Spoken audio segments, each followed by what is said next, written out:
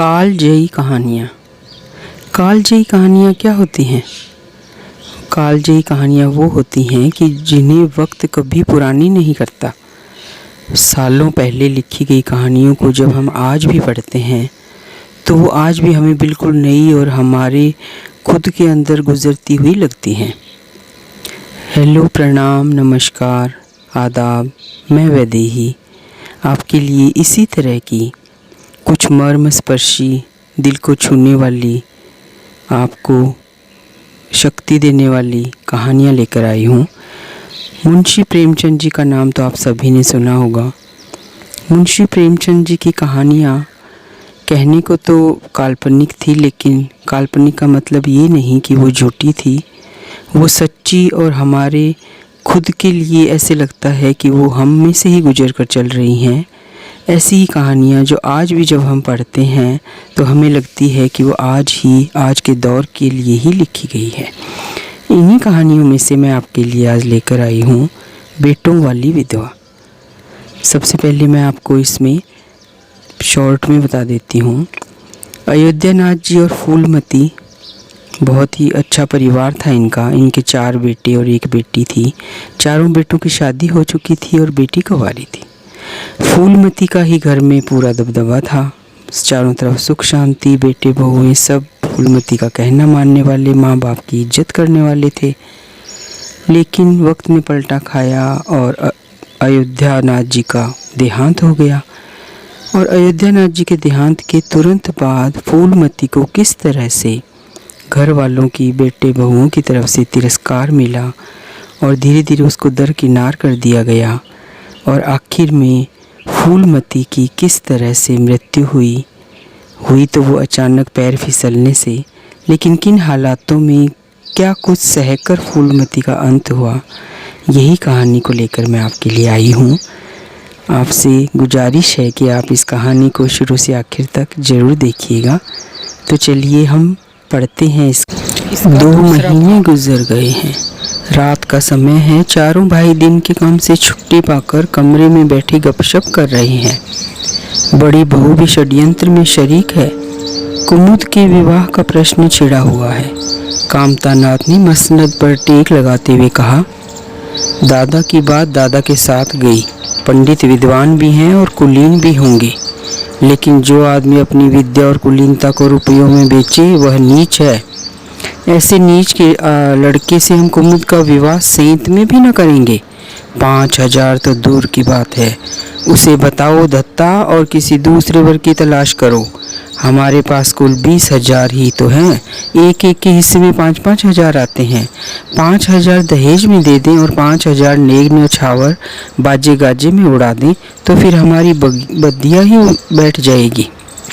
उमानाथ बोले, मुझे अपना औषधालय खोलने के लिए कम से कम 5,000 की ज़रूरत है। मैं अपने हिस्से में से 1 पाई भी नहीं दे सकता। फिर खुलते ही आमदनी तो होगी नहीं, कम से कम साल भर से घर से ही खाना पड़ेगा।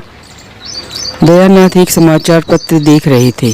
आंखों से ऐनक उतारते हुए बोले, मेरा विचार तो एक पत्र निकालने का है। प्रेस और पत्र में कम से कम 10,000 का कैपिटल चाहिए। 5,000 मेरे रहेंगे तो कोई न कोई साझेदार भी मिल जाएगा। पत्रों में लेख लिखकर मेरा निर्वाह नहीं हो सकता। कामतानाथ ने सिर हिलाते हुए कहा, अजी राम भजो, सेंत में कोई लेख छपता नहीं, रुपए कौन देता है? दयानाथ ने प्रतिवाद किया, नहीं, यह बात तो नहीं है।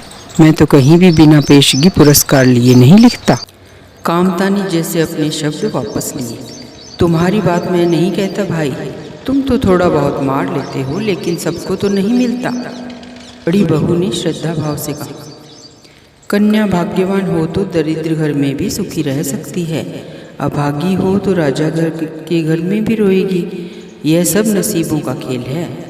कामतानाथ ने स्त्री की ओर प्रशंसा भाव से देखा और कहा, फिर इसी साल हमें सीता का विवाह भी तो करना है।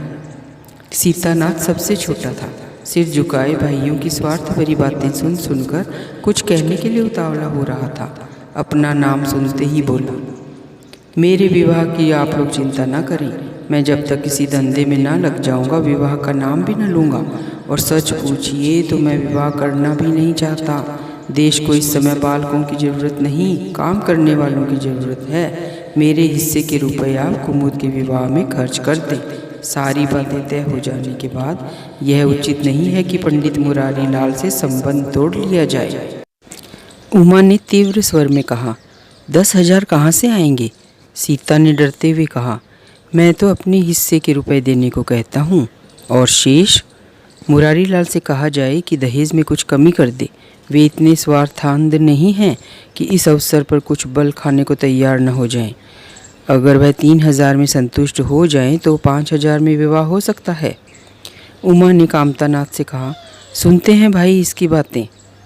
दयानाथ बोल उठे, तो इसमें आप लोगों को क्या नुकसान है? मुझे तो इस बात से खुशी हो रही है कि भला हमसे कोई तो त्याग करने योग्य है। इन्हें तत्काल रुपए की ज़रूरत नहीं है, सरकार से वजीफा भी पाते हैं। पास होने पर कहीं न कहीं तो नौकरी मिल ही जाएगी। हम लोगों की हालत तो ऐसी नहीं है। कामतानाथ ने दूरदर्शिता का परिचय दिया। नुकसान की एक ही कही, हम में से एक को कष्ट हो तो क्या और लोग बैठे देखेंगे? यह अभी लड़के हैं, इन्हें क्या मालूम कि समय पर 1 रुपये 1 लाख का काम करता है।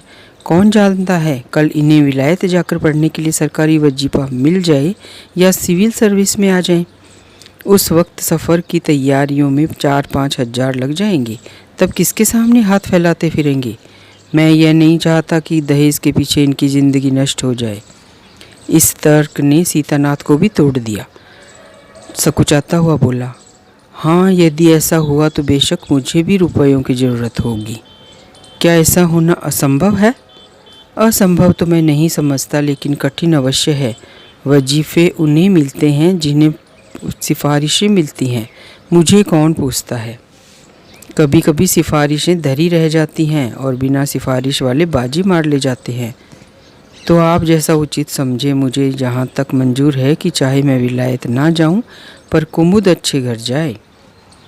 कामतानाथ ने निष्ठा भाव से कहा, अच्छा घर दहेज देने से ही नहीं मिलता भैया। जैसा तुम्हारी भाभी ने कहा, यह नसीबों का खेल है। मैं तो चाहता हूँ कि मुरारी लाल को जवाब दे दिया जाए और कोई ऐसा घर खोजा जाए जो थोड़े में राजी हो जाए। इस विवाह से मैं 1,000 से ज़्यादा खर्च नहीं कर सकता। पंडित दीनदयाल कैसे हैं? उमा ने प्रसन्न होकर कहा, बहुत अच्छे, MA BA ना सही, यजमानों से अच्छी आमदनी है। दयानाथ ने आपत्ति की, अम्मा से भी तो पूछ लेना चाहिए। कामतानाथ को इसकी ज़रूरत न मालूम हुई। बोले, उनकी तो जैसे बुद्धि ही भ्रष्ट हो गई है, वही पुराने युग की बातें। मुरारी लाल के नाम पर उधार खाए बैठी हैं। यह नहीं समझती कि वह जमाना नहीं रहा। उनको तो बस कुमुद मुरारी पंडित के घर जाए, चाहे हम लोग तबाह हो जाएं। उमा ने एक शंका उपस्थित की, अम्मा अपने सब गहने कुमुद को दे देंगी, देख लीजिएगा। कामतानाथ का स्वार्थ नीति से विद्रोह न कर सका। बोले, गहनों पर पूरा अधिकार है उनका। यह उनका स्त्री धन है, जिसने चाहे दे सकती हैं। उमा ने कहा, स्त्री धन है तो क्या वह उसे लुटा देंगी? आखिर वह भी तो दादा की ही कमाई है। किसी की कमाई हो, स्त्री धन पर उनका पूरा अधिकार है। यह कानूनी गोरख धंधे हैं। 20,000 में तो 4 हिस्सेदार हों और 10,000 के गहने अम्मा के पास रह जाएं। देख लेना, इन्हीं के बल पर वह कुमुद का विवाह पूर्व मुरारी पंडित से करेंगी। उमानाथ इतनी बड़ी रकम को इतनी आसानी से नहीं छोड़ सकता। वह कपट नीति में कुशल है। कोई कौशल रचकर माता से सारे गहने ले लेगा। उस वक्त तक कुमुद के विवाह की चर्चा करके फूलमती को भड़काना उचित नहीं। कामतानाथ ने सिर हिलाकर कहा, भाई मैं इन चालों को नहीं पसंद करता। उमानाथ ने खिसियाकर कहा, गहने 10,000 से कम के न होंगे। कामता अविचलित स्वर में बोले, कितने के भी हों, मैं अनीति में हाथ नहीं डालना चाहता। तो आप लोग अलग बैठिए। हाँ, बीच में भांजी ना मारिएगा। मैं अलग रहूँगा। और तुम सीता? मैं भी अलग रहूँगा। लेकिन जब दयानाथ से यही प्रश्न किया गया तो उमानाथ से सहयोग करने को तैयार हो गया। 10,000 में 2,500 तो उसके होंगे ही।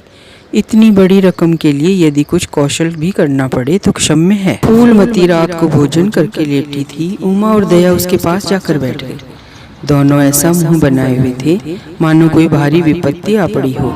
फूलमती ने सशंक होकर पूछा, तुम दोनों घबराए हुए मालूम होते हो? उमा ने सिर खुजलाते हुए कहा, समाचार पत्रों में लेख लिखना बड़े जोखिम का काम है अम्मा। कितना ही बच कर लिखो, कहीं न कहीं पकड़ हो ही जाती है।